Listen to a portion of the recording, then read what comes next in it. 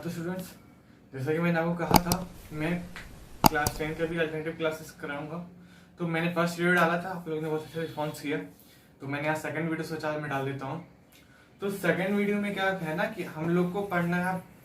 First video में मैंने पढ़ा था कि कन्वर्स ऑफ थॉट्स थ्योरम। अब सेकंड वीडियो है बाय कन्वर्स ऑफ थॉट्स। इसी टॉपिक आपको लिखा दिख रहा है, by converse of thoughts theorem से हम लोग को प्रूफ करना है कि वो है क्या और क्या इसमें कैसे होता है।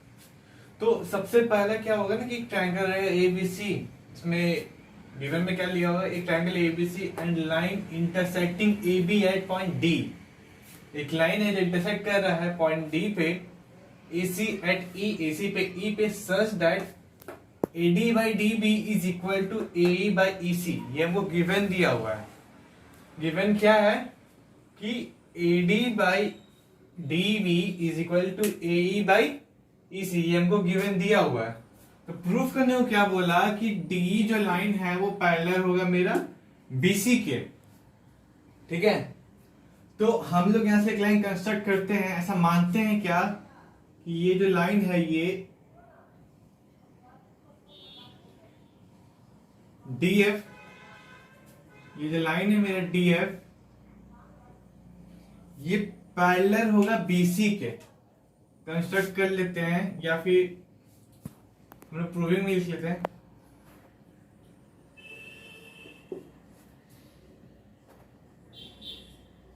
लेट अस कंसीडर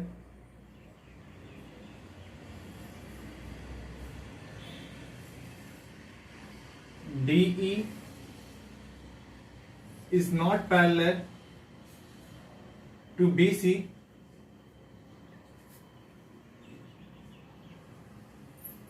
एंड हम लोग ये मान लेते हैं कि DE जो वो पैरेलल होगा BC के। And let DF is parallel to BC। अगर DF पैरेलल होगा BC के तो बाय थेल्स थ्योरम क्या हो जाएगा कि इसका रेशियो जो है वो इक्वल हो जाएगा। साइड में रेशियो होगा वो इक्वल हो जाएगा अगर DE पैरेलल है BC के। तो अगर DE में पैरेलल होगा BC के तो क्या होगा कि AD by DB is equal to AF by FC हो जाएगा। कब? जब हम ये मान लेंगे कि DF जो है वो पैरेलल होगा मेरा BC पे। तो जब हम लोग ये मान लिए तो लिख सकते हैं by Thales theorem AD by DB is equal to AF by FC। AF by FC इसको इक्वेशन 1 बोल देते हैं। बट हम लोग गिवन में भी कुछ दिया हुआ है। गिवन में क्या बोल रहा है कि AD by DB is equal to AE by EC। यहां पर हम लोग लिख देते हैं AD by DB is equal to AE by EC। Equation 2 हो गया। फिर अब करेंगे क्या कि दोनों इक्वेशन को इक्वेट कर देते हैं हम लोग। इक्वेट कर कुछ भी बोल सकते हैं। फ्रॉम इक्वेशन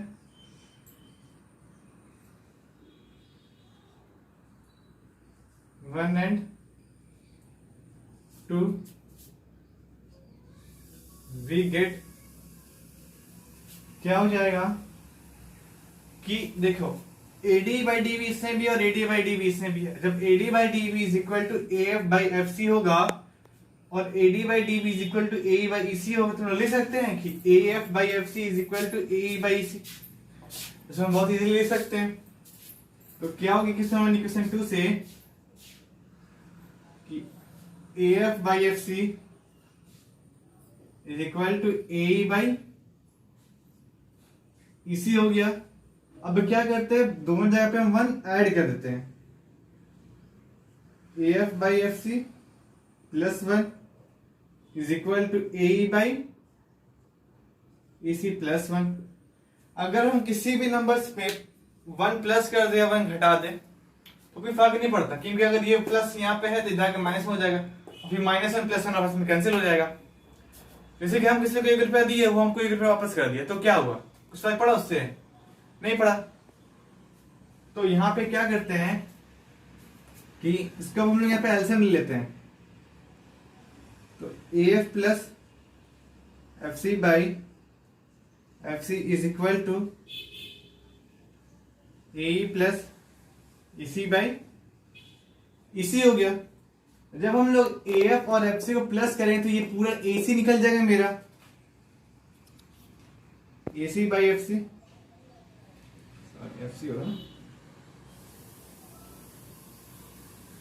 और जब यहाँ पे AE और EC को प्लस करेंगे तो पूरा यहाँ पे फिर से AC निकल जाएगा। यहाँ पे क्या हो गया, AC को हटा देते हैं हम लोग, बच क्या गया यहाँ पे 1/FC is equal to 1/EC हो गया। ठीक है, जब इतना हो गया हम लोग हो गया दोनों, तो रुको जगह नहीं है, ऊपर से मिटा देते हम लोग, तो गिवन मिटा देते हैं।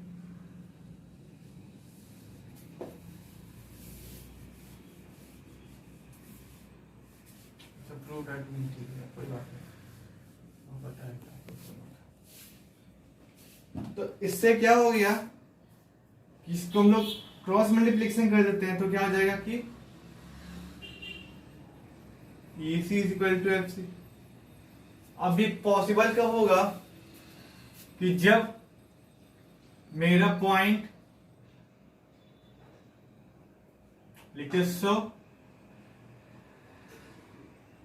ये पॉइंट है PT, point F and E are coincide. जब ये दोनों पॉइंट आपस में कॉन्साइड होगा तो ये होता क्या है कि जब कोई भी पॉइंट, दो पॉइंट एक ही पॉइंट, मतलब कोई भी दो पॉइंट है ये दोनों, ये आपस में एक ही पॉइंट पे हो, हम लोग इसको मान लेते कि दोनों अलग अलग पॉइंट है, बट ये एक्चुअल में एक ही पॉइंट है, E और F। तो जब ये चीज पॉसिबल हो गया, जब हमने ये चीज प्रूफ कर दी कि पॉइंट F और E दोनों एक ही पॉइंट पे है, तो क्या हो गया कि हम लोग यहां मान थे ना कि DF पैरेलल होगा BC के, देयरफॉर DF के जगह E लिख सकते हैं, क्योंकि F पॉइंट और E पॉइंट दोनों एक ही जगह पे है, तो DE is parallel to BC। हम लोग ये चीज प्रूफ करना था, तो क्लियर हो गई ये चीज। तो अब ये दोनों से हम लोग क्लियर हो गया। अब इसके बाद कुछ क्वेश्चन से अब मैं क्वेश्चंस करवाऊंगा आप लोग से। तो अगर इस थ्योरम में किसी को कोई डाउट्स हो तो वो मेरे को कमेंट करके बता देना क्या डाउट है, क्या कैसे है, ठीक है। तो थ्योरम समझ में आ गया तो रिप्लाई करना कि हाँ थ्योरम समझ में आ गया। अब हम लोग आते हैं क्वेश्चंस पे। हाँ तो स्टूडेंट्स, जैसे कि मैंने भी आपको कहा कि हम लोग का थॉट्स थ्योरम खत्म हो गया, भाई कन्वर्सल थॉट्स थ्योरम खत्म हो चुका है, तो हम लोग उससे एक एक क्वेश्चन कंप्लीट कर ले ताकि आप लोगों को जो क्वेश्चन था वो सब क्लियर हो जाए। तो हम लोग ये क्वेश्चन उठाए आर्य सरकार का, फर्स्ट एक्सरसाइज क्वेश्चन नंबर 7 है। तो क्वेश्चन नंबर 7 में वो बोल क्या रहा है ना कि in the adjoining figure ABCD is a trapezium. ABCD ये जो है एक ट्रेपेजियम है, which CD parallel to AB। CD जो है वो पैरेलल क्या है मेरा, AB के पैरेलल है। Its diagonal intersecting at point O, इसका डायगोनल है वो मीट कर रहा है पॉइंट O पे। यहाँ पे पॉइंट O जो है वहां मीट कर रहा है। तो AO का हमको दे दिया लेंथ, OC का लेंथ दे दिया है, DO का लेंथ दे दिया है, OB का लेंथ दे दिया है। फिर बोल के रहा find the value of X। तो हम लोग क्या करना है कि find the value of X find करना हमको, ठीक है। तो हम लोग को यहाँ पे कुछ कंस्ट्रक्शन करना पड़ेगा। हम लोग यहाँ पे कंस्ट्रक्शन क्या करते हैं कि यहां से एक लाइन पहले ड्रॉ कर देते हैं, कंस्ट्रक्ट एक लाइन बनाते EO जो कि पैरेलल होगा AB के। अब एक चीज ध्यान देना कि अगर कोई लाइन में AB के पैरेलल है तो वो लाइन में डीसी के भी पैरेलल होगा। रीजन क्या होगा ना कि AB और DC आपस में पैरेलल है। यहां पे देखो थोड़ा सा क्लियर हो जाएगी ये चीज कि AB is parallel to DC और AB जो है वो पैरेलल लोग मान लिए हैं क्या कि EO के पैरेलल है, तो अब ये दोनों भी आपस में पैरेलल होगा। DC is parallel to EO भी होगा ये चीज, ठीक है। अब चलो, अब हम लोग यहां पे लगाएंगे थॉर्स थ्योरम। तो थॉर्स थ्योरम लगाएंगे, हम लोग थॉर्स थ्योरम लगाने के लिए एक ट्रायंगल ढूंढना पड़ेगा। तो यहां पर हम लोग एक ट्रायंगल ले लेते हैं, ट्रायंगल ABD। तो आते हैं ट्रायंगल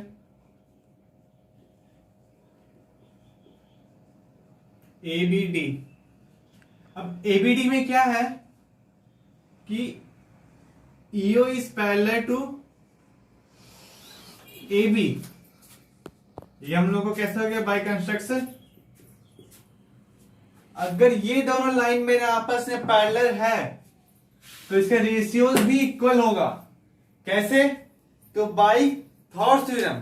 अगर कोई भी लाइन आपस में पैरेलल होगा ट्रायंगल के, तो उसका जो रेशियोज होगा साइड का, जहां पे वो पैरेलल जहां पे इंटरसेक्ट कर रहा है, तो वो आपस में उसका रेशियो जो है वो इक्वल होगा। तो यहां पर लिख सकते हैं कि AE by ED is equal to BO by DO। Reason क्या हो जाएगा? By Thales theorem.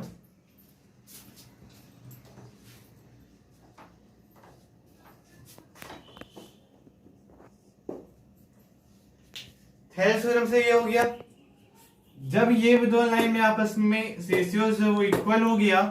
अब हम लोग आते सेकंड ट्रायंगल में, तब एक चीज हम लोग को ध्यान देना पड़ेगा कि हम लोग माने EO को पैरेलल है, ठीक है। तो यहाँ पे 3-4 ट्रायंगल में दिख रहा होगा, बट हम लोग क्या करेंगे ना, ये AD को हम लोग मान के चलेंगे, AD को दूसरे ट्रायंगल में भी लाना पड़ेगा। तो ये AD किस ट्रायंगल में आएगा? हम लोग ट्रायंगल ले लिए ABD ले लिया। दूसरा ट्रायंगल देखते हैं, तो ट्रायंगल ACD में भी AD पॉइंट आएगा लाइन, AD इसमें भी आएगा। तो हम लोग आते हैं इन ट्रायंगल ADC।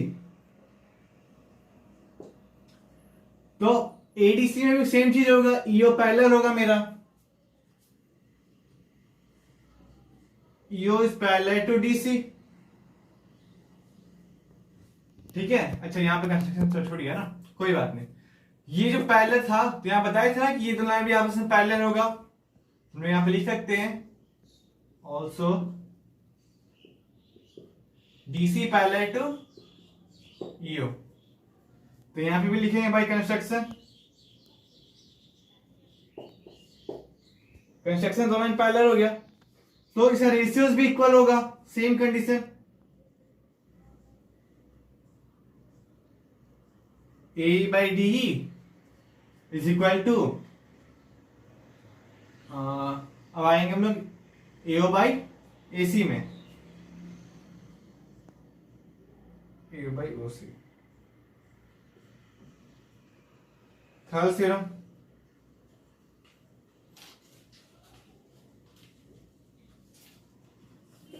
चलो इसका हम लोग एक समान मान लेते हैं, इसको इक्वेशन 2 मान लेते हैं।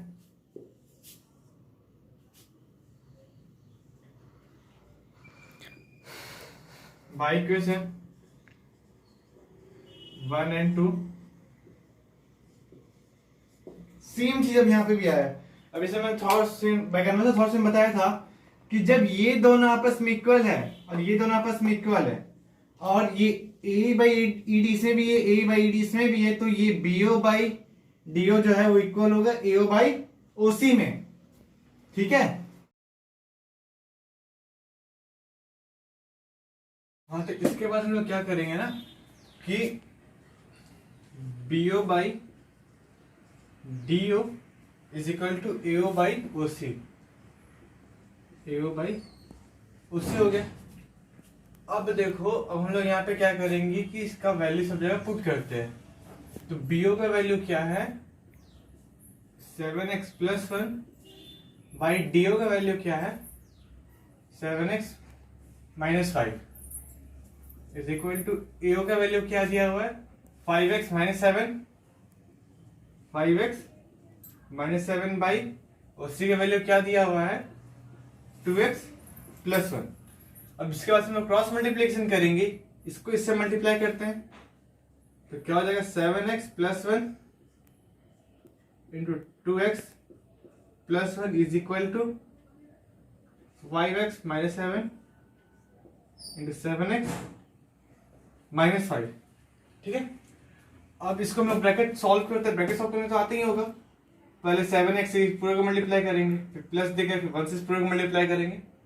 ब्रैकेट बना रहे इसको, क्या हो जाएगा 14x square plus 7x plus 2x plus 1 is equal to फिर 5 से इस पूरे को मल्टीप्लाई करते हैं तो 35x स्क्वायर माइनस 25x से माइनस 7 से मल्टीप्लाई करेंगे तो माइनस 49x और प्लस 35।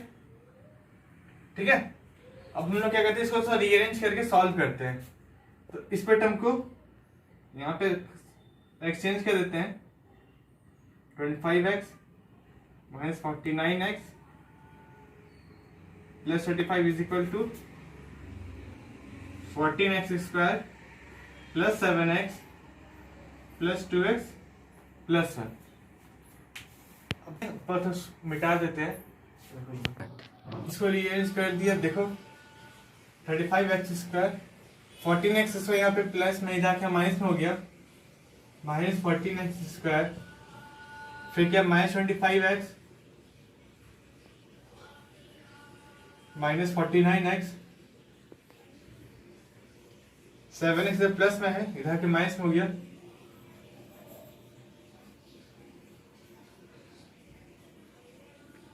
माइनस में प्लस 35। ठीक है, ये दोनों को माइनस करेंगे तो कितना है 21x स्क्वायर। अब इस पूरे को सॉल्व करते हैं तो कितना आएगा हाँ, तो हम लोग इसको ऊपर लिख लेते हैं रीअरेंज कर करके 35x square minus 14x square. अब ये दोनों को सॉल्व करेंगे कितना होगा माइनस 44x, इसको सॉल्व करें माइनस 3 आएगा, इधर आपकी प्लस 3 हो गया, ये यहाँ पे माइनस 7 है, यहाँ पे प्लस 5 हो जाएगा इक्वल टू 0। अब ये दोनों को माइनस करेंगे तो कितना हो जाएगा 21x स्क्वायर, ये दोनों को करेंगे तो minus 21x sorry 41 minus 2 is equal to 0। अब मिडल स्प्लिट करने सबको आता होगा, करके दिखा देते हैं यहाँ पे लास्ट में। क्या कहते हैं कि लास्ट का टर्म और फर्स्ट टर्म का कांस्टेंट्स को आपस में मल्टीप्लाई करते 42 आएगा, यहाँ पे करते हैं 21 बाद में 7 3 बाद में 3 1 बाद में। अब इसको क्या करते हैं कि 42 माइनस 1 आ जाएगा 41, तो 21x square minus 42x plus x minus 2 equal to 0। अब देखिए सही है कि गलत है, हम लोग कैसे जज कर सकते हैं। ये दोनों को सॉल्व करने पे 41 आना चाहिए और ये दोनों को मल्टीप्लाई करने पे जो यहाँ पे जो टर्म आए वो आना चाहिए। मल्टीप्लाई करने पे 41 आ रहा है, 42 आ रहा है, प्लस माइनस करने 41 आ रहा है। आप कहते हैं पेयर बनाते इसका, पेयर ये दोनों को बनाएंगे फिर ये दोनों को बनाएंगे। इसमें 21x कॉमन ले सकते हैं तो बच्चा x माइनस 2, यहां से प्लस 1 कॉमन ले सकते हैं x minus 2 equal to 0, then x minus 2 into 21x plus 1 equal to 0। अब देखो यहाँ पे आया हम लोग का 2 वैल्यू, ठीक है, बट हम लोग को चाहिए एक ही वैल्यू ना x का, तो हमने यहाँ पे डाल के देखेंगे, कोई वैल्यू किसी भी में डाल के देख लेंगे। अगर उस में नेगेटिव आता है तो वो चीज को हम लोग नेग्लेक्ट कर देंगे इस वैल्यू को। रीजन, क्योंकि लेंथ कभी भी नेगेटिव नहीं हो सकता है, ठीक है, लेंथ कभी भी नेगेटिव नहीं होगा। अगर हम लोग बीओ या डीओ में ये वाले वैल्यू पुट करते हैं ना, तो ये वैल्यू में नेगेटिव आ जाएगा। चलो चेक कर लेते हैं एक बार।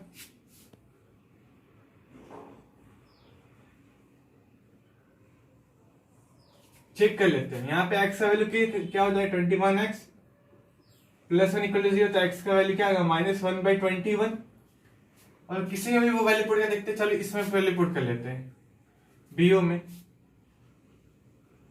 BO is equal to 7 into -1/21 फिर -5 करते हैं, क्या हो जाएगा 7 1 7 3 कट गया, -1/3 -5। हाँ, तो इसके बाद क्या करेंगे ना हम लोग, इसका एलसीएम ले लेते हैं। एलसीएम 3 आ गया, -1 -15, इसे सॉल्व करें तो -16/3। अब देखिए हम लोग पता है कि लेंथ कभी भी नेगेटिव नहीं हो सकता। जब लेंथ नेगेटिव हो गया तो उसको हम लोग उस वैल्यू को नेगलेक्ट कर देंगे। हम लोग यहाँ पे लिखेंगे क्या,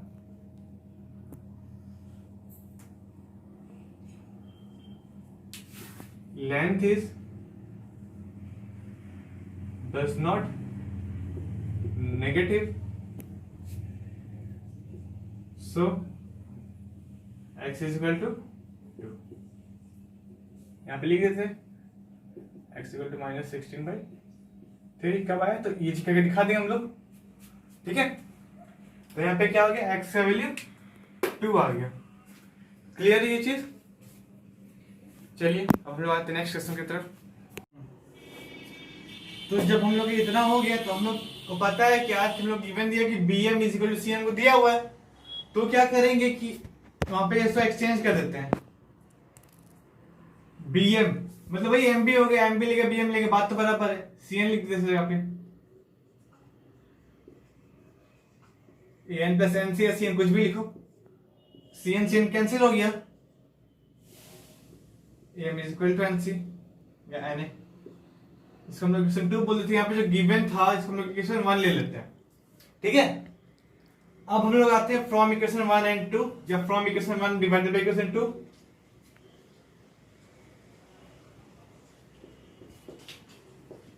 होगा कैसे कि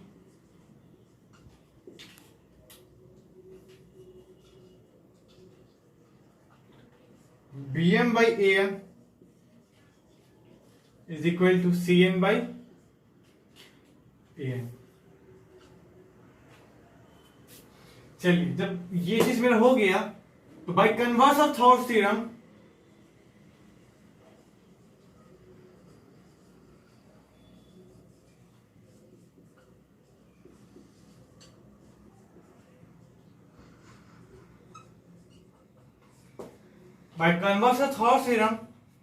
क्या होगा, mn is parallel to bc। हम लोग इसे प्रूफ करना था। तो अब देखिए अगर हम लोग को लाइन पैरेलल बोले प्रूफ करने के लिए तो उसके पहले हमको ये चीज प्रूफ करना पड़ेगा कि दोनों का रेशियो इक्वल है। अगर दोनों का रेशियो इक्वल होगा तो बाय कन्वर्स ऑफ थॉर्स थ्योरम दोनों आपस में पैरेलल हो जाएगा।